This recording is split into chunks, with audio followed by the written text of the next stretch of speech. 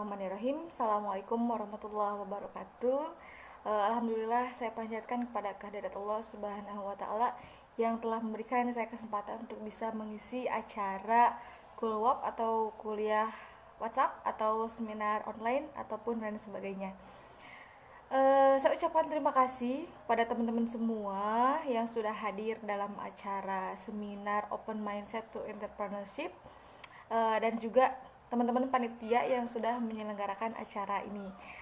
Saya sebetulnya saya kurang cukup ilmu untuk mengisi acara kali ini, namun ada suatu kewajiban bagi diri saya untuk bisa menyampaikan walau secercah satu huruf atau satu kalimat pun gitu bagi teman-teman semua untuk bisa mempelajari apa yang sudah mempelajari pengalaman dari orang-orang yang terdahulu begitu loh. Saya ucapkan terima kasih juga kepada teman-teman BEM dan teman-teman mahasiswa dari IMAGE atau Ikatan Mahasiswa Manajemen STY Miftahul Huda Subang untuk mempercayakan saya sebagai narasumber kali ini. Oke, langsung saja untuk mengefektifkan waktu, saya akan sedikit menjelaskan mengenai entrepreneur yang sudah ditetapkan di judul, yaitu mengenai Open Mindset to Entrepreneur, dan saya akan membahas atau sedikit mengupas mengenai bisnismu sebagai pahalamu atau bisnismu sebagai atau ladang pahala. Lah, kok bisa bisnis dijadikan sebagai ladang pahala? Oh, tentu bisa. Mari kita simak penjelasan sampai akhir gitu ya teman-teman ya.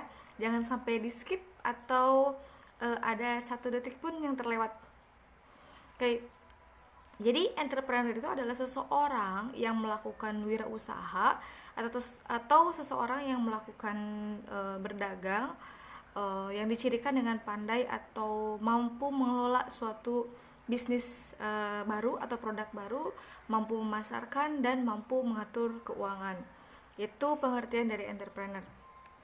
Terus yang selanjutnya, kenapa sih kita harus berwirausaha? Apa sih kelebihan dari wirausaha? Oh, kan banyak ya anak-anak zaman sekarang cita-citanya pengen jadi apa? Saya cita-citanya pengen jadi seorang karyawan. Saya menjadi seorang manajer gitu. Manajer kan adalah karyawan, bukan sebagai owner ya. Terus ada lagi yang sebagai apa lagi? Yang mempunyai banyak perusahaan. Nah, itu bagus kalau yang punya banyak perusahaan berarti seseorang wirausaha atau seorang entrepreneur. Nah, bahkan saya ingin cerita sedikit ya mengenai adik saya yang paling bungsu, itu laki-laki, sekarang kelas 2 SMP. Ada tugas tuh kan dari BP, cita-citanya apa gitu kan, harus ditulis begitu kan. Dia menceritakan, dia menuliskan bahwa dirinya ingin menjadi seorang wirausaha. Loh, saya kaget dong, saya shocknya shock bangga gitu loh. Saya tanya, "Dek, kenapa pengen jadi wirausaha?"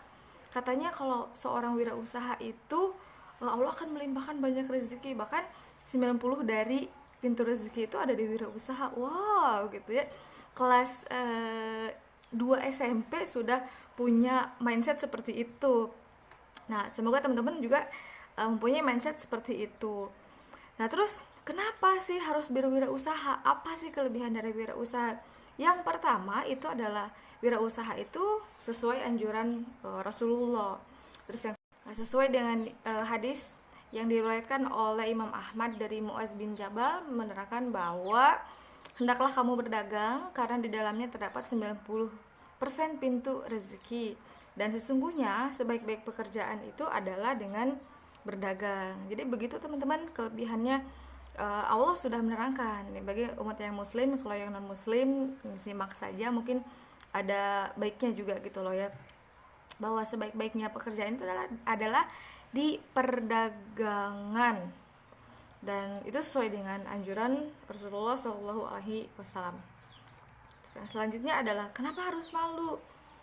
Apa sih yang ada di benak kalian ketika kamu harus dagang? Pasti yang pertama adalah gengsi dong, malu dong gitu ya. Padahal sudah Allah tunjukkan, sudah Allah terangkan dalam firman-Nya, bahkan Rasulullah juga sudah menerangkan dalam firman-Nya, dalam hadisnya. Tapi alhamdulillah dengan sekarang banyaknya online, saya salut pada teman-teman semua yang sudah bisa menjalankan bisnis online. Nah, kalau di online itu kan tidak berhadap-hadapan atau tidak door to door atau tidak bertatap muka langsung. Nah, seharusnya itu dihindarkan rasa malunya karena Allah sudah menerangkan dalam ayatnya, dalam firman-Nya, bahkan Rasulullah juga sudah menganjurkan bahwa 90% pintu rezeki itu ada di perniagaan. Jadi begitu, teman-teman. Terus yang selanjutnya dari pembahasan kali ini mengenai berjualan itu dapat membantu negara. Mengapa berjualan bisa dikategorikan membantu negara? Loh, apa bisa? Ya bisa dong. Yang pertama itu penjelasannya, kalau misalkan kita berjualan, pengaruh kepada negara itu yang pertama adalah kita bisa mengatasi pengangguran. Itu poin pertama. Terus yang kedua, kita itu bisa membantu memperbaiki angka pendapatan per kapita atau yang dinamakan dengan gross domestic product. Nah, setelah gross domestic product itu akan berpengaruh kepada gross national product atau pendapatan penduduk dalam suatu wilayah. Nah, suatu negara yang maju itu dikatakan maju apabila di dalamnya banyak masyarakat atau banyak warganya notabene-nya menjadi seorang wirausaha. Nah, seperti Cina, Amerika itu adalah negara-negara maju. Kenapa bisa dikatakan negara maju? Karena di dalamnya banyak orang-orang yang banyak pelaku seorang wirausaha atau banyak orang-orang yang menjalankan wirausaha atau entrepreneur. Terus, nah kalian tahu mengenai Khadijah binti Khuwailid? Siapakah beliau? Siapakah dia? Ada yang tahu atau ada yang belum tahu? Kalau belum tahu, coba baca lagi bukunya, coba searching lagi Google-nya, gunakan HP-nya dengan sebaik mungkin. Jadi Khadijah binti Khuwailid itu adalah istri Muhammad atau istri Rasulullah SAW, putrinya Khuwailid. Nah, beliau itu adalah seorang pelaku wirausaha, seorang entrepreneur yang sangat kaya dari bangsa Quraisy atau dari Mekah. Itu benar-benar luar biasa kayanya, luar biasa. Jadi luar biasa kaya, luar biasa besar bisnisnya itu, gitu loh. Jadi bukan bisnis yang ece-ece. Jadi Khadijah itu melakukan bisnis atau mempunyai bisnis yang super super super super tidak dalam kategori rendah, tapi kategorinya kategori di atas rata-rata gitu loh. Itu Khadijah. Nah, Khadijah juga itu ayahnya itu sebagai seorang saudagar. Jadi Khadijah itu mempunyai darah keturunan sebagai seorang saudagar. Nah, kemudian Khadijah menikah dengan suami pertamanya, itu merupakan seorang saudagar besar juga, sama seperti Khadijah. Kemudian Khadijah yang mengelola, mengatur keuangan, terus mengelola bisnis dan sebagainya. Nah, kita akan menggali bisnis sebagai pahala itu dari atau pelajaran dari Siti Khadijah atau Khadijah binti Khuwailid. Nah, menurut Khadijah, pemaparan beliau, jadi modal itu bukan uang.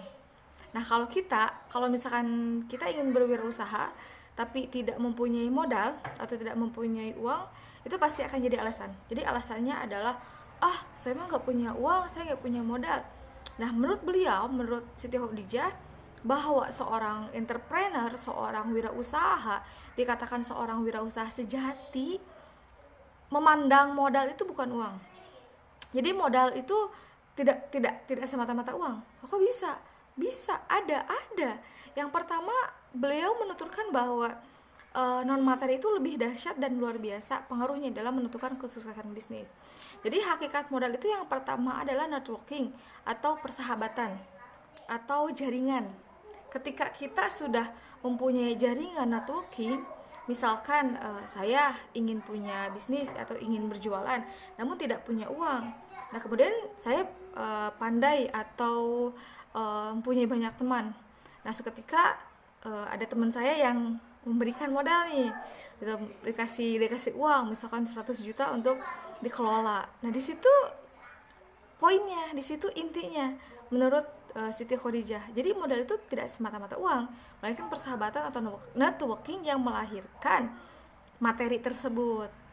Nah, terus yang selanjutnya adalah selain uang, modal itu adalah kepiawaian atau kemampuan dalam memilih SDM atau sumber daya manusia.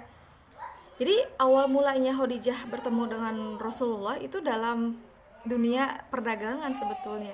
Jadi awalnya Rasulullah itu sebagai karyawan baru di Khadijah, kemudian Khadijah eh, mampu menanggung resiko untuk menempatkan posisi Muhammad sebagai pemimpin kafilahnya, pemimpin dagang ke lintas daerah itu Khadijah.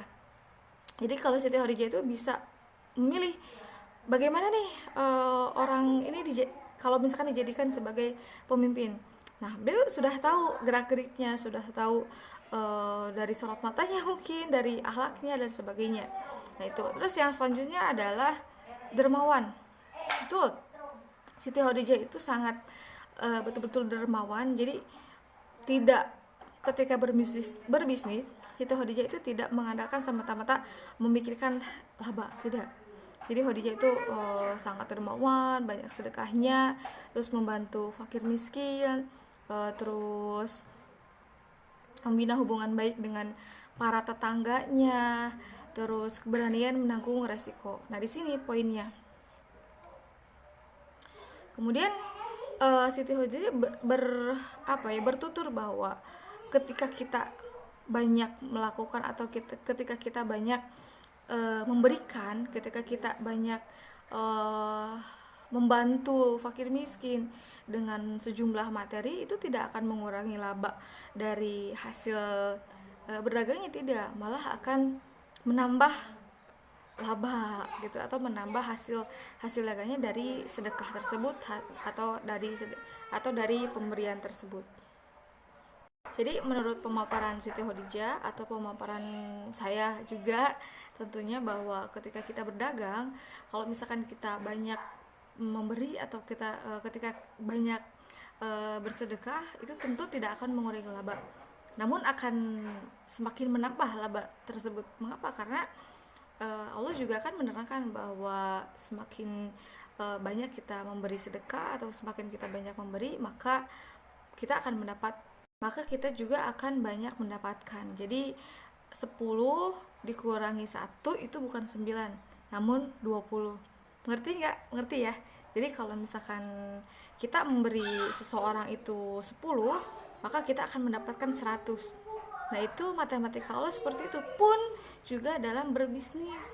Jadi kalau misalkan kita niatnya sudah di level ibadah, bisnis kita level ibadah, maka insya Allah tidak akan mengalami kerugian sampai kapanpun, gitu loh.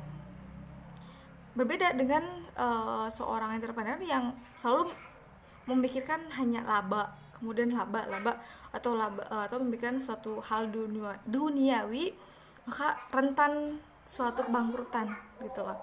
Terus pengelolaan bisnis Khadijah. Jadi pengelolaan bisnis Khadijah itu ada 2 sistem. Yang pertama upah dan bagi hasil. Jadi kalau Siti Khadijah memberikan karyawan upah atau gaji karyawan itu dengan upah, yang pertama dengan upah, yang kedua bagi hasil. Itu subhanallah luar biasa loh ya, Siti Khadijah itu. Nah, ada upahnya, ada bagi hasil. Kalau bagi hasil itu ketika mendapatkan prosentase dari nyimpan investasi, gitu loh. Misalkan Siti Khadijah menyimpan investasi ke saya. Nah, kemudian saya kelola si modal tersebut, dan di akhir bulan atau di akhir tahun saya mendapatkan keuntungan, kemudian saya akan bagi hasil dengan Siti Khadijah, misalkan begitu ya. Kemudian Siti Khadijah itu akan membagikan lagi kepada karyawan-karyawannya. Itu seperti itu Siti Khadijah. Jadi semakin banyak memberi pada karyawan, kepada para tetangga, kepada para fakir miskin, kepada para umatnya, itu tidak mengurangi harta beliau, bahkan sebaliknya malah akan terus menambah jumlah aset yang dimiliki beliau. Kemudian kesimpulan dari saya, dari apa yang sudah saya paparkan sebelumnya, jadikan bisnis kita sebagai ibadah kita, dan jadikan bisnis kita sebagai pahala kita juga. Jadi untuk bekal di yaumil akhir, untuk bekal perjalanan panjang kita. Jadi apa yang kita keluarkan, yakin bahwa hal tersebut akan mendatangkan kebaikan kepada kita. Terima kasih kepada teman-teman semuanya yang sudah menyimak sedikit penjelasan dari saya. Semoga banyak pelajarannya, semoga banyak hikmahnya. kemudian dituangkan ke dalam keseharian kita.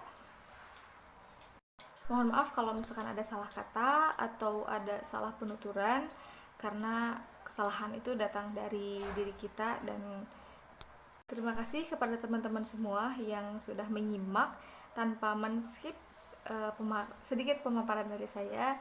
Terima kasih juga kepada teman-teman panitia yang sudah mempercayakan saya. Saya kembali terima kasih lagi ya. Terima kasih. Billahi taufiq wal hidayah. Assalamualaikum warahmatullahi wabarakatuh.